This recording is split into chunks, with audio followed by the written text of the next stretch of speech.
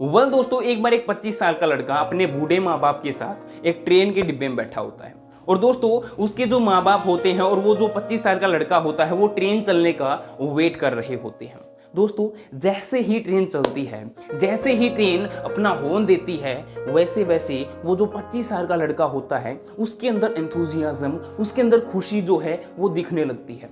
उसके फेस पे एक जबरदस्त स्माइल आ जाती है और वो एकदम से हिलने लगता है उत्सुकता के कारण, ईगरनेस के कारण, एंथुजियाज्म के कारण वो एकदम से हिलने लगता है। और उसके जो पेरेंट्स होते हैं, उसके जो बूढ़े माँ बाप होते हैं, वो उस अपने 25 साल के लड़के को अपने बीच में बैठा लेते हैं और खुद एक लेफ्ट साइड और एक राइट साइड बैठ जाता है।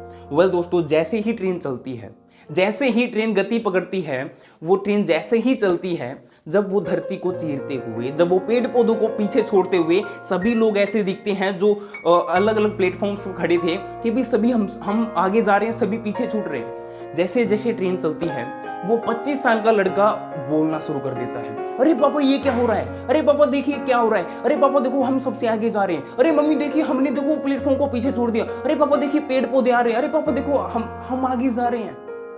वो 25 साल का लड़का ऐसी ऐसी बातें करना शुरू कर देता है। और दोस्तों, इन सभी हरकतों को उसके जो आसपास जो लोग बैठे थे वो सभी ऑब्जर्व कर रहे होते हैं कि ये 25 साल का लड़का कर क्या रहा है। इसको ये नहीं पता कि इस डिब्बे में बैठकर या फिर पब्लिक प्लेसेस पे बैठकर ऐसी पागल हरकतें करना बिल्कुल गलत है। और इसकी हरकतों को देखकर, इस इतने बड़े की हरकतों को देखकर इसके जो बूढ़े माँ बाप वो देखो कितने खुश हो रहे हैं। और दोस्तों, जो उस 25 साल के लड़के के जो बूढ़े माँ बाप थे वो उसको देखकर बिल्कुल खुशी से समा नहीं पा रहे थे, वो उसके साथ साथ खिलखिला रहे थे, बोल रहे थे।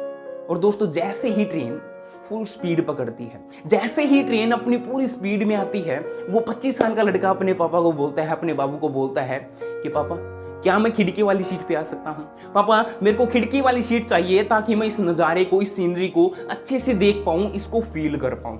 और उसका पापा उस लड़के को, उस 25 साल के लड़के को अपने खिड़की वाली सीट दे देता है। और दोस्तों, वो 25 साल का लड़का जब उस बादलों को देखता है, जब उन पेड़ पौधों को देखता है, जब उस धरती को देखता है कि ट्रेन ऐसे लगती है कि मानो धरती को चीरते हुए जा रही है, पेड़ पौधों को सबको पीछे छोड़ रही है, मानो ये किसी सुरंग से निकल रही है, मानो ये बादलों को सबको पीछे छोड़ते हुए, धरती को पीछे छोड़ते हुए अपनी फुल स्पीड से जा रही है। वो 25 साल का लड़का इन सभी चीजों को देखकर, इस सभी एनवायरमेंटल चीजों को देखकर, उन बादलों को देखकर वो बिल्कुल खुश हो जाता है। और वो जो जब ट्रेन हिल रही होती है वो उसको भी इंजॉय कर रहा होता है, वो हर एक मोमेंट को, हर एक पल, हर एक क्षण को इंजॉय कर रहा होता है। दोस्तों, उसके पेरेंट्स, उसके जो बूढ़े माँ बाप होते हैं, वो उसको देख के और भी खुश हो जाते हैं और आपस में कहते हैं, देखो आज हमारा बच्चा कितना खुश है। और दोस्तों, इन सभी हरकतों को उसी ट्रेन में बैठा एक लड़का देख रहा था, उसी ट्रेन में बैठे बहुत सारे लोग देख रहे थे, लेकिन उनमें से कोई बोल नहीं रहा था। उनमें से सब कहना चाहते थे कि इसको चुप कर लो, पागल है, इसको किसी अच्छे डॉक्टर के पास लेके जाओ, ये पागल हमें दुखी कर रहा है, हमें इरिटेट कर रहा है। बट कोई बोल नहीं रहा था।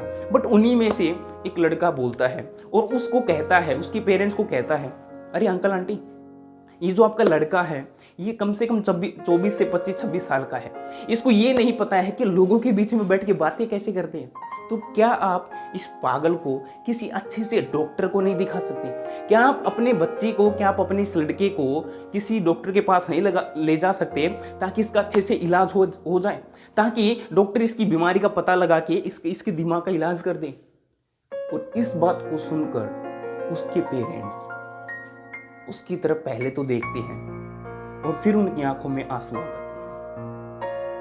और जैसे ही उसके पेरेंट्स की आंखों में आंसू आते हैं, पूरा जो डिब्बा था वो सुन्न पड़ जाता है। इस उनकी आंखों को देखकर, उनकी आंसुओं को देखकर वहां पे सब इमोशनल हो जाते हैं। और इन सारी हरकतों को देखकर वो लड़का दोबारा से बोलता है, अरे अंकल आंटी, मैंने तो सिर्फ यही बोला है कि आप इसको किसी अच्छे डॉक्टर के पास दिखाइए, ये पागल है, ये हमें डिस्टर्ब कर रहा है। आप रोने लग गए, मैं आपको हर्ट नहीं करना चाहता था।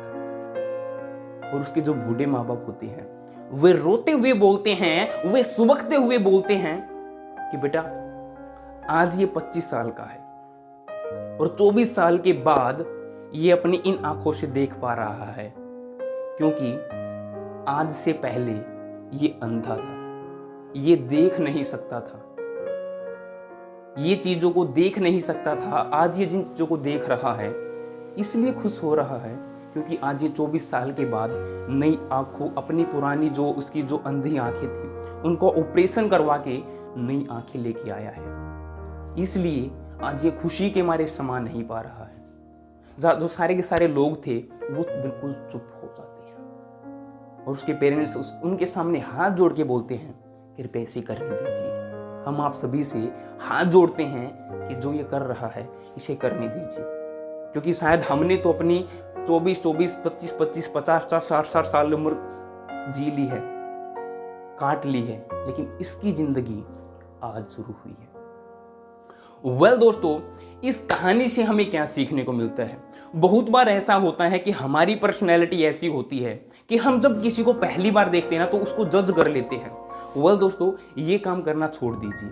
आपके पेरेंट्स, आपके दोस्त, आपके भाई बहन, जब आपके आस पड़ोस वाले कोई चीज़ आपको बोलते हैं, कोई काम वो जब करते हैं ना, तो अपना जो नज़रिया है उसको बदल लीजिए। सी नेवर जज पीपल बाय फर्स्ट साइट। किसी को भी पहली नज़र से जज मत करो। सी उसकी कंडीशन, उसकी सिचुएशन को देखने की कोशिश कीजिए।